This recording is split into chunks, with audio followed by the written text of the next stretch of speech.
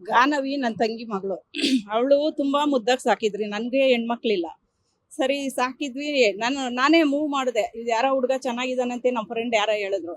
ಎಲ್ಲ 6 ವರ್ಷಕ್ಕೂ ರವಿ ಇವ್ರ ಕಡೆಯವ್ರಂತೆ. ಇವರು ತುಂಬಾ ಚೆನ್ನಾಗಿದ್ದಾರೆ, ಬಾರ್ ಇಟ್ಕೊಂಡಿದ್ದಾರೆ, ಒಳ್ಳೆ ಚೆನ್ನಾಗಿರ್ತದೆ ಫ್ಯೂಚರ್ ಅಂತ ಮಾತುಕತೆ ಎಲ್ಲ ಮುಗಿಸಿದ್ವಿ. ಆಮೇಲೆ ನಿಮ್ ಮಾತುಕತೆಯಲ್ಲಿ ಅವ್ರು ಏನು ಹೇಳಿಲ್ಲ, ನೀವು ಹುಡುಗಿನ ಕೊಟ್ರೆ ಸಾಕು, ಒಂದು ರಿಸೆಪ್ಷನ್ ಮಾಡಿಸ್ಕೊಡ್ರಿ ಪ್ಯಾಲೇಸ್ ಗ್ರೌಂಡ್ ಅಲ್ಲಿ. 50 ಲಕ್ಷ ಖರ್ಚು ಮಾಡಿ ಪ್ಯಾಲೇಸ್ ಗ್ರೌಂಡ್ ಅಲ್ಲಿ ರಿಸೆಪ್ಷನ್ ಮಾಡ್ಕೊಟ್ವಿ. ಮದ್ವೆನೂ ಆಯ್ತು.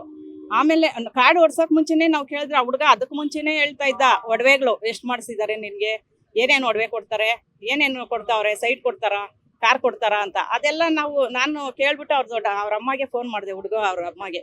ಏನಾದ್ರೂ ನಿಮ್ದು ಎಕ್ಸ್ಪೆಕ್ಟೇಷನ್ ಇತ್ತು ಅಂತ ಹೇಳ್ಬಿಟ್ರಿ, ನಾವು ಕಾರ್ಡ್ ಕೊಟ್ಟಿಲ್ಲ, ಇವಾಗ್ಲೂ ನಾವು ಮದ್ವೆಗೆ ಮುಂದುವರಿಯಲ್ಲ ಅಂತ. ಅಯ್ಯೋ ಏನು ಇಲ್ಲಮ್ಮ, ಆ ಥರ ಬರೀ ಹುಡುಗಿನ ಕೊಟ್ರೆ ಸಾಕು ನಮಗೆ, ಹುಡುಗಿ ಮದುವೆ ರಿಸೆಪ್ಷನ್ ಮಾಡಿಕೊಟ್ರೆ ಸಾಕು ಅಂತ ಆ ಅಮ್ಮ ಹೇಳಿದ್ಲು. ಸರಿ ಆಯ್ತು, ಎಲ್ಲ ಖುಷಿಯಾಗಿ ಮಾಡಿಕೊಟ್ರಿ. ಮದುವೆ ಆಗಿ ಮಾರನೇ ದಿವಸನೇ ಶುರುವಾಯ್ತು, ಇವನು ಚಂಡತನ, ಇವನು ಗಂಡಸೇ ಅಲ್ಲ ಅಂತ. ಇದು ಏನು, ನಾವು ಹೋಟ್ಲಲ್ಲಿ ಯಾವ್ದಾದ್ರು ಇದ್ರಲ್ಲಿ ಫಸ್ಟ್ ನೈಟ್ ಮಾಡ್ಕೊಡ್ತೀವಿ ಅಂದ್ರೆ, ಇಲ್ಲ ಬೇಡ, ನಮ್ಗೆ ಎಲ್ಲಿ ಮಲ್ಬೇರಿ ಶೇಡ್ ಇದು ನಂದಿ ಹಿಲ್ಸ್ ಹತ್ರ ಮಾಡ್ಕೊಡ್ಬೇಕು, ಅದಕ್ಕೆ 70,000 ಕೊಟ್ಟು. ಸರಿ ಆಯ್ತು ಅಂತ ಅದಕ್ಕೂ ಮಾಡಿದ್ವಿ. 2 ಡೇಸ್ ಅಲ್ಲೇ ಇರ್ಲಿ ಅಂದ್ರು. ಸರಿ ಆಯ್ತು ಅಂತ ಅದಕ್ಕೂ ಒಪ್ಕೊಂಡ್ವಿ. 2 ಡೇಸ್ ಹೋಗಿದ್ದಾನೆ, ಅವನು ಗಂಡಸಲ್ಲ ಅಂತ ಗೊತ್ತಾಯ್ತು ಈ ಹುಡುಗಿಗೆ.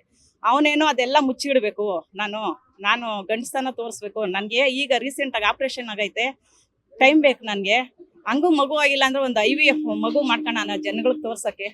ನಮ್ಮ ಮಗು ಚಡ್ಡಿಗಳು ಇವೆಲ್ಲ ಹಾಕ್ದೋಳಲ್ಲ, ಆ ಚಡ್ಡಿಗಳು ಎಲ್ಲ ತರ್ಸ್ಕೊ, ನಾನು ಇನ್ಸ್ಟಾಗ್ರಾಮಲ್ಲಿ ಫೋಟೋ ಹಾಕ್ಬೇಕು, ಶಾರ್ಟ್ಸ್ ಹಾಕ್ಬೇಕು, ಅವಳನ್ನ ಅವಾಗ ಇಟ್ಕೊಳೋದು ಫೋಟೋಗೆ ಬೇಕಾದ್ರೆ ಮಾತ್ರ, ಇಲ್ಲಾಂದ್ರೆ ಬೇಡ. ಅವನೊಂದ್ ಕಡೆ ಇವಳೊಂದ್ ಕಡೆ. ಒಂದು ರೀಚಾರ್ಜ್ ಕೂಡ ಮಾಡಿಸ್ತಾ ಇರ್ಲಿಲ್ಲಂತೆ. ಇಲ್ಲ, ನಿನ್ಗೇನ್ ಬೇಕು, ಕೊಡು, ಇಲ್ಲಿ ಅಕೌಂಟಲ್ಲಿ ಎಷ್ಟಿದೆ ನೋಡೋಣ ನಿನ್ನ ಅಕೌಂಟಲ್ಲಿ, ನನಗೆ ತಿಂಗಳಿಗೆ 1.5 ಲಕ್ಷ ಬೇಕು. ನೋಡಿ ನಾನು ಮದುವೆ ಆಗಿಲ್ಲ, ನಿನ್ನ ಒಡವೆಗಳು ನೋಡಿ KG ಗಟ್ಟಲೆ ಐತಂದ್ರಲ್ಲ, ಅದಕ್ಕೋಸ್ಕರ ನಾನು ಮದುವೆ ಅದೇ. ನಿನ್ನ ಹುಡುಗಿ ಚೆನ್ನಾಗಿದ್ದಾಳೆ ಅಂತ ನಾನು ಮದುವೆ ಆಗಿಲ್ಲ. ಫಸ್ಟ್ ಒಡವೆಗಳು ಎಷ್ಟು KG ಇದೆ ಎತ್ಕೊಂಬ, ಆಮೇಲೆ ಕಾರು ಯಾವಾಗ ಕೊಡ್ತಾರೆ ಅಂತ ಅವ್ರ ಅತ್ತೆ. ನಾನೇ ಹೇಳ್ಕೊಟ್ಟೆ, ನಾನು ಒಡವೆಗಳು ಕೇಳು ಅಂತ. ಊಟ ತಿಂದೆ ಬಿಟ್ಟೆ ಅಮ್ಮ ಅಂತ ಒಂದು ಸಲ ಇಲ್ಲ. ರೂಮ್ ಬಾಗ್ಲು ಓಪನ್ ಮಾಡ್ಕೊಂಡು ಮಲಗಬೇಕು. 12 ಗಂಟೆವರೆಗೂ ಮಾತಾಡ್ಕೊಂಡು ಕೂಡಿಸ್ಕೊಂಡು ಮಗನ್ನ. ಈ ಹುಡುಗಿ ಹತ್ತು ಕಣ್ಣಲ್ಲಿ ನೀರೇ ಬತ್ತೋಗ್ಬಿಟ್ಟೈತೆ 2 ತಿಂಗಳಿಂದ. ಒಂದು ವಾರಕ್ಕೆ ಇನ್ಯಾರಾದ್ರೂ ಹುಡುಗಿರು ಬಂದ್ಬಿಡ್ತಾ ಇದ್ರು. ನಮ್ಮ ಹುಡುಗಿ ಆಗಸ್ಟ್ರಲ್ಲಿ ಇಷ್ಟು 2 ತಿಂಗಳು ಇದು ಮಾಡಿದ್ಲು, ಯಾವಾಗೋ ಬಿಟ್ಟು ಒದ್ದು ಬರ್ತಾ ಇದ್ರು. ನಮ್ಮ ಹುಡುಗಿ ತುಂಬಾ ಸಾಫ್ಟು. ಏನಮ್ಮ ಅಂದ್ರೆ ಏನೇ ಅನ್ನೋದು ಬರಲ್ಲ ಹುಡುಗಿಗೆ, ಅಷ್ಟು ಇದು. ನಮ್ಮ ಅಣ್ಣ, ನಮ್ಮ ದೊಡ್ಡಮ್ಮ ಅವ್ರಿಗೆಲ್ಲ ಹೇಳ್ಬಿಟ್ರೆ ಅಷ್ಟೇ, ಇವ್ರನ್ನ ಏನ್ ಮಾಡ್ತಾರೆ ಅನ್ಬಿಟ್ಟು ಎಲ್ಲ ನೋವು ಒಳಗೆ ಇಟ್ಕೊಂಬಿಟ್ಟವಳೆ. ಸರಿ, ಇದು ಹನಿಮೂನ್ ಟ್ರಿಪ್ ಬೇಕಾಗಿತ್ತು ಅವ್ರಿಗೆ, ಜನಗಳಿಗೆ ತೋರ್ಸಕ್ಕೆ. 10 ದಿವಸ ಅಂತ ಹೇಳಿದ್ರು. ಹನಿಮೂನ್ ಟ್ರಿಪ್ಪು 4 ದಿವಸಕ್ಕೆ ಅವನಿಗೆ ಆಗ್ಲಿಲ್ಲ. 2 ಅವರ್ ಮೊಬೈಲ್ ನೋಡ್ಕೊಂಡಿರೋದು. ಈ ಹುಡುಗಿಗೆ ರೀಚಾರ್ಜ್ ಇಲ್ಲಲ್ಲ. ಏರ್ಪೋರ್ಟ್ ಅಲ್ಲಿ 7 ಗಂಟೆಗೆ ಇರೋದಕ್ಕೆ 10 ಗಂಟೆಗೆ ಕರ್ಕೊಂಡೋಗಿ ಕೂರ್ಸವನಂತೆ. ಶ್ರೀಲಂಕಾ ಬರ್ಬೇಕಾದ್ರೆ ರಿಟರ್ನ್. ಏನಮ್ಮ ನಿನ್ಗೆ ಏನ್ ಬೇಕು, ನೀರ್ ಬೇಕೋ, ಇದು ಬೇಕೋ, ಏನು ಇಲ್ಲ. ಅವಳು ಟೈಮ್ ನೋಡ್ತಾ ಇದ್ದಾಳಂತೆ, 1 ಮಿನಿಟ್ ಯಾವಾಗ ಇದಾಗುತ್ತೋ, ಯಾವಾಗ 7 o'clock ಆಗುತ್ತೋ ಅಂತ ಅವಳು ನೋಡ್ತಾವಳೆ. ಊಟ ಬೇಕಾ ನಿನ್ಗೆ, ತಿಂಡಿ ಬೇಕಾ, ಏನು ಇಲ್ಲಂತೆ. ಸುಮ್ನೆ ಹಿಂಗ್ ಟಚ್ ಮಾಡಿ ಹಿಡ್ಕೋ ಸೂರಜ್ ಅಂದ್ರೆ ನನ್ಗೆ ಅವೆಲ್ಲ ಅಸಹ್ಯ, ನಾನು ಮುಟ್ಟಲ್ಲ ಅಂತಾನೆ. ಇವನು ಇಂಥ ಚಂಡ ನನ್ನ ಮಗನಿಗೆ ಇವ್ರ ತಾಯಿ ಹೆಂಗ್ ಮದ್ವೆ ಮಾಡಿದ್ಲು. ಬೇರೆ ಹೆಣ್ಮಕ್ಳು ವರ್ಷಕ್ಕೆ ಮದುವೆ ಮಾಡ್ತೀನಿ ಅಂತ ಹಿಂಗೆ ನಮ್ಮನ್ನ ಮರಳು ಮಾಡ್ದಂಗೆ ನಾವು ಇಷ್ಟು ಹುಷಾರಿದ್ದು ಇನ್ನೊಂದು ಮಗುಕ್ಕೆ ಭಾಳ ಹಾಳು ಮಾಡ್ತಾರಲ್ಲ ಅವರು. ಈ ಥರ ಇದ್ದ ಅಮ್ಮ ಮನೆಯಲ್ಲಿ ಮಗನ ಇಟ್ಕೊಬೇಕಾಗಿತ್ತು. ನಮ್ಮ ಇವ್ರನ್ನೇ ಹಾಳು ಮಾಡಾಕಿದ್ರಲ್ಲ, ನನ್ನ ಮಗುನೇ ಹಾಳು ಮಾಡಾಕಿದ್ರಲ್ಲ. ಇವಾಗ ನಮ್ಮ ಮಗು ಬೇಕು ಅಂದ್ರೆ ಸಿಗ್ತಾಯ್ತಾ? ಅವ್ರ ಅಣ್ಣ ಟ್ರಿಪ್ ಹೋಗಿದ್ರು, ಅವ್ರ ಅಣ್ಣ ಬಂದು ಏನು ಮಾಡ್ಬಿಡ್ತಾರೋ ಅಂತ ಅವಳು ಅಷ್ಟರಲ್ಲಿ ಇದು ಏಮರ್ಸಿ ಅವಳು ಬರಲ್ಲ. ಸೂರಜ್ ನಾನು ಹೋಗಲ್ಲ, ನೀನು ಇಲ್ಲ ಅಂದ್ರೆ ಸತ್ತೋಗ್ತೀನಿ, ನನ್ನ ಮುಟ್ಟದೇ ಇದ್ರು ಪರವಾಗಿಲ್ಲ, ನಮ್ಮ ಮನೆ ಫ್ಯಾಮಿಲಿ ಇದು ಮುಖ್ಯ ನಮಗೆ. ಫ್ಯಾಮಿಲಿ ಕೆಟ್ಟ ಹೆಸರು ಬಂದ್ಬಿಡ್ತೈತೆ ನೋಡು. ಡಿವೋರ್ಸ್ ಕೊಡಿಸ್ಬಿಡ್ತಾವ್ರೆ, 1.5 ತಿಂಗಳಿಗೇನೆ ಡಿವೋರ್ಸ್ ಕೊಡಿಸ್ತಾವ್ರೆ. ನಾನು ಹೋಗಲ್ಲ. ಇವ್ರ ಮನೇಲಿ ಏನಾದರೂ ನನ್ಗೆ ಏನು ಚಿತ್ರಹಿಂಸೆ ಕೊಟ್ಟರು ನಾನು ಇರ್ತೀನಿ. ನಾನು ಹೋಗಲ್ಲ ಸೂರಜ್, ನಾನು ಹೋಗಲ್ಲ ಅಂತ ಇದ್ದಾಳೆ. ಇಲ್ಲ, ನೀವು ಕರ್ಕೊಂಡೋಗ್ರಿ. ನಾನಂದೆ, ನೋಡ್ರಿ ಏನಾದರೂ ಪ್ರಾಬ್ಲಮ್ ಇದ್ರೆ ಇಬ್ಬರನ್ನೂ ಕರ್ಕೊಂಡು ಹೋಗೋಣ, ಡಾಕ್ಟರ್ ಹತ್ರ ಚೆಕ್ ಮಾಡ್ಸೋಣ, ಯಾರ್ದು ಪ್ರಾಬ್ಲಮ್ ಇದ್ರೆ ಅದು ಸಾಲ್ವ್ ಮಾಡ್ಕೊಳೋಣ ಅಂದ್ರೆ, ಇಲ್ಲ ನಾವು ಹೆಂಗ್ ಬೇಕೋ ನಾವು ತೋರಿಸ್ತೀವಿ, ಕೌನ್ಸಿಲಿಂಗ್ ಮಾಡಿಸ್ತೀನಿ, ಅವನಿಗೆ ಹಾಸ್ಪಿಟ್ಲಲ್ಲಿ ಕರ್ಕೊಂಡೋಗಿ ರಿಪೋರ್ಟ್ ತಗೊಂಬರ್ತೀನಿ ಅಂತ ಅವ್ರ ತಾಯಿ. ಇಲ್ಲ ಅದೆಲ್ಲ ಬೇಡ, ಇಬ್ರು ಜೊತೆಲಿ ಹೋಗೋಣ ಅಂದ್ರೆ ಅದಕ್ಕೆ ಒಪ್ತಾ ಇಲ್ಲ. ಸುಮ್ಮನೆ ಜನಗಳು ಇದಕ್ಕೆ ನಮ್ಮನ್ನ ತುಂಬಾ ಯಾಮರ್ಸಿ ಇದು ಮಾಡಿದ್ರು. ಭಾನುವಾರನೇ ನೈಟ್ ಬಂದ್ರು. ಬೆಳಗ್ಗೆ ಅಮ್ಮ ಫೋನ್ ಮಾಡಿದ್ರು ನನ್ಗೆ, ಏನಕ್ರಿ ಅವರು 10 ದಿವಸಕ್ಕೆ ಬುಕ್ ಮಾಡ್ಕೊಂಡು ಈಗ ಇಷ್ಟು ಬೇಗ ಬರ್ತಾವ್ರೆ, ಅದು ಹೆಂಗೆ ಸಾಧ್ಯ, ಫ್ಲೈಟ್ದೆಲ್ಲ ಇದಾಗಲ್ವ ಅಂತ ನಾನು ಕೇಳಿದ್ರೆ, ಇಲ್ಲ ಅವನಿಗೆ ಸರಿ ಹೋಗ್ಲಿಲ್ಲಂತೆ, ನಮ್ಮ ಅಮ್ಮನ ನೋಡ್ಬೇಕು ಅಂತ. ಅಮ್ಮನ್ ನೋಡ್ಕೊಂಡು ಅಮ್ಮನ್ ಇರೋದಾದ್ರೆ ಯಾರಾದ್ರೂ ಹೊಸ ಮದ್ವೆ ಹೆಣ್ಣು ಗಂಡು ಇನ್ನೂ ಟೈಮ್ ಸ್ಪೇ ಮಾಡ್ಬೇಕು ಅಂತಾರೆ. ಈ ತರ ಯಾರ್ರೀ ಮಾಡ್ತಾರೆ? ಏನಕ್ಕೆ ಬಂದ್ರು ಅವ್ರು? ಕಾರಣ ಬೇಕು ನನ್ಗೆ. ನಿಮ್ ಮಗ ಇನ್ನೂ ಇದು ಅವಳನ್ನ ಟಚ್ ಕೂಡ ಮಾಡಿಲ್ಲ ಅಂತಲ್ಲ, ಏನಕ್ಕೆ ಮಾಡಿದ್ರಿ ನೀವು? ಹಾಸ್ಪಿಟ್ಲ್ ಕರ್ಕೊಂಡು ಹೋಗ್ರಿ, ಅದೆಲ್ಲ ಚೆಕ್ ಮಾಡಿಸ್ರಿ ಅಂದಿದ್ದಕ್ಕೆ ಕೋಪ ಬಂದ್ಬಿಡ್ತಾ ಅಮ್ಮನ್ಗೆ.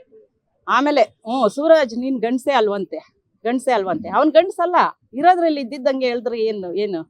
ಆಮೇಲೆ ಸರಿ ಅಂತ ಆಯ್ತು, ನೈಟ್ ಬರ್ತಾರೆ, ನೀವು ನಾಳೆ ಬನ್ನಿ ಅಂದ್ರು.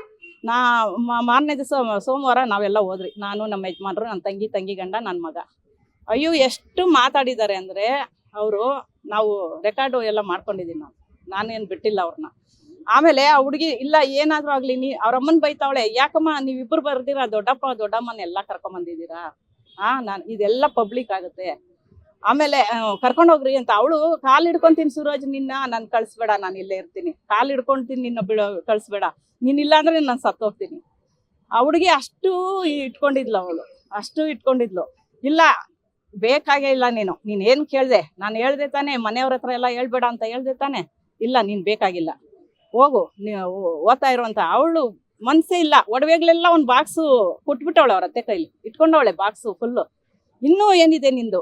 ನಾವ್ ಇನ್ನೂ ಕೊಡ್ತಾ ಇದ್ವಿ, ಯಾವಾಗ ಸೊಸೆ ತನಕಂತ ಕಳಿಸ್ತಾರಲ್ಲ ಅವಾಗ ಇನ್ನೂ ಕೊಡ್ತಾ ಇದ್ವಿ. ಇಲ್ಲ ಈಗ್ಲೇ ಎತ್ಕೊಂಡ್ಬರ್ಬೇಕು, ತಿಂಗಳಿಗೆ 1.5 ಲಕ್ಷ ಹಾಕ್ಸ್ಕೊಂಡೇ ಬೇಕು ನಿನ್ನ ನೋಡಿ ನಾನು ಮದ್ವೆ ಆಗಿಲ್ಲ. ಒಡವೆ ದುಡ್ಡು ಯಾರೋ ಅವ್ರು ದೊಡ್ಡವ್ರು ಇದಾರಂತೆ, ಅವ್ರ ತರನೇ ಇರ್ಬೇಕು ನಾವು. ಸೈಟ್ ಬೇಕು. ಈ ತರ ಚಿತ್ರಹಿಂಸೆ ಕೊಟ್ರು. ಅವಳು ಅವಾಗೆ ಮೂಡ್ ಔಟ್. ಅವಳಿಗೆ ನಮ್ಮ ದಾಸರಳ್ಳಿಗೆ ಕರ್ಕೊಂಡೋದ್ರಿ, ನಮ್ಮ ಮನೆಗೆ ಅವಾಗ ಕರ್ಕೊಂಡೋದ್ವಿ. ಅವಳು ಮಮ್ಮಿ ಇವಾಗ ಡೇ ಟೈಮ್ ಹೋದ್ರೆ ಎಲ್ಲಾರು ನೋಡ್ಬಿಡ್ತಾರೆ, ಏನ್ ರಾಶಿ ನೆನ್ನೆ ಟ್ರಿಪ್ ಇಂದ ಬಂದವಳೆ, ಇವಾಗ ಏನ್ ಕಾರಣ ಅಂತ ಎಲ್ಲರಿಗೂ ಗೊತ್ತಾಗ್ಬಿಡ್ತದೆ. ಬೇಡ ಮಮ್ಮಿ, ನೈಟು 7 ಗಂಟೆಯಲ್ಲಿ ಯಾರು ಇರಲ್ಲ, ನಾನು ಅವಾಗ ಕರ್ಕೊಂಡೋಗಿ ಒಳಗಡೆ ಕೂಡ ಹಾಕ್ಬಿಡು, ಯಾರು ನೋಡಲ್ಲ. ಚಿಕ್ಕಪ್ಪ ಆಗಿ ಬೇಡ, ಹೇಳೋದ್ ಬೇಡ, ಚಿಕ್ಕಪ್ಪಗೆ ಹೇಳೋದ್ ಬೇಡ, ನಾವೇ ಸಾಲ್ವ್ ಮಾಡೋಣ ಅಂತ ಎಲ್ಲ ನೈಸ್ ಮಾಡ್ಬಿಟ್ಟು ಅವ್ರ ಅಮ್ಮನ ಸ್ನಾನ ಮಾಡಿಸ್ಕೊಂಡ್ಲಂತೆ. ಇನ್ನೂ 3 days ಆಯ್ತಲ್ಲ ಮಮ್ಮಿ, ಇನ್ನೂ ಮಾತಾಡೋಣ ಬಿಡು, ಅಭಿಣ್ಣ ಬಂದ್ರೆ ಅದೇ ಇನ್ನ ಏನೇನ್ ಮಾತಾಡ್ಬಿಡ್ತಾರೋ ಅಂತ ಹೇಳ್ಬಿಟ್ಟು ಅಷ್ಟರಲ್ಲಿ ಅವ್ರ ಅಮ್ಮನ ಕೆಳಗಡೆ ಕಳ್ಸ್ಬಿಟ್ಟು. ಎಷ್ಟು ದಿನ ಇದ್ರು ಮನೆಯಲ್ಲಿ? ಮಂಡೇ ಬಂದಿದ್ದು, ವೆಡ್ನಸ್ಡೇ ಹಂಗ್ ಮಾಡ್ಕೊಂಡಿರೋದು. ಎಲ್ಲ ವಿಚಾರಿಸ್ರಿ, ಮೇಲೆ ಎಲ್ಲ ಚೆನ್ನಾಗಿ ಇದ್ದಾರೆ, ಎಲ್ಲ ಒಳ್ಳೆಯವರು ಅಂದ್ರು. ದೊಡ್ಡ ಸೊಸೆನ ಚೆನ್ನಾಗಿ ನೋಡ್ಕೊಂಡಿದ್ರು, ಅದೆಲ್ಲ ನೋಡಿ ಇಷ್ಟಪಟ್ರಿ ನಾವು. ಎಲ್ಲ ದೊಡ್ಡ ಕಾಂಟ್ಯಾಕ್ಟ್ ಇತ್ತು ಅವ್ರಿಗೆ ಎಲ್ಲಾರು. ಇಲ್ಲ ಒಳ್ಳೆ ಜನ, ಏನ್ ಪರವಾಗಿಲ್ಲ ಕೊಡ್ರಿ, ಚೆನ್ನಾಗಿರ್ತಾರೆ ಅಂತ ಹೇಳಿದ್ರು. ಇಷ್ಟು ದುರಾಸೆ. ಮದ್ವೆ ಆಗಿ ಮಾಂಗಲ್ಯ ಕಟ್ಟಿದ್ ಮಾರನೇ ದಿವಸನೇ ತೋರಿಸಿದ್ರು. ಅವಾಗ್ಲೇ ಒಂದ್ ಬಾಕ್ಸ್ ಒಡವೆ ಎಲ್ಲ ಇಸ್ಕೊಂಬಿಟ್ರು. ಇನ್ನೂ ತಗೊಂಬಾ, ಏನೇನಿದೆ ಇಸ್ಕೊಂಬಾ. ಇಲ್ಲ ಯಾರು ಸಿಗ್ಲಿಲ್ಲ. ಇವಾಗ ನಾವು ಬಾಡಿ ಕೂಡ ಎತ್ತಲ್ಲ, ಅವ್ರು ಬರ್ಬೇಕು, ಇಲ್ಲ ಶರಣ್ ಆಗ್ಬೇಕು. ಇದೆ ಡೌರಿ ಕೇಸು. ಬಂದಿಲ್ಲ ಅವರು. ಆ ಮಗುನ್ ಕೂಡ ನೋಡಕ್ ಬರ್ಲಿಲ್ಲ. ರಾಧಾ ಅಂತ, ಅವ್ರ ದೊಡ್ಡಮ್ಮ ನಾನು.